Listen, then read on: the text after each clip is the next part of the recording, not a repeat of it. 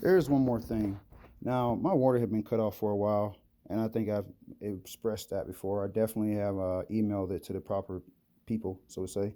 But with the water being cut off, then it's like this ideal of fire safety, and everybody's like kind of like seemingly assuming there's going to be a fire hazard. But then, like, all my lighters mysteriously broke, and they were working, and they just stopped working. And then it's like there's a way to light sage and stuff like that. But if anything was to happen, then I wouldn't have any water here in the kitchen to put anything out. So I think it's for the best now that I just don't utilize that method and actually go get like a more modern, updated method. But yeah, everything's fire safety proof here, and I made a point to ensure that the stove is cut off and that there is no papers or anything, grease, whatever, around the stove. And so, yeah, fire safety is very important. And we learned that in kindergarten when we had our fire truck come to visit us in the back and they told us to cover our ears and they made like a noise and stuff. Either way, the point I'm getting at is this. I just wanted to ensure that we all understand that the benefits of fire safety is basically keeping everything safe from fire. And some things you can actually do when it comes to fire safety is if you think you have a bad electrical outlet that the Denver health investigator has already emailed and informed everybody on, and they still yet to come fix it because in the closet on the other side of my kitchen wall is like a maintenance closet that only maintenance individuals can get into.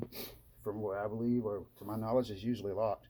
But somebody was in there pouring water, and ominous, there was a beeping noise. If the beeping noise would shut itself off, what would be the purpose of the beeping noise? So somebody had to go in there and like shut that off for it to stop beeping. But needless to say, they poured water in there and they tried to say, oh no, it was pipe damage. But even the health investigator confirmed that if there was pipes, that means they're on the other side of the ceiling, which means for the water to have a pathway to get to this side of the ceiling, it would have to definitely go through holes.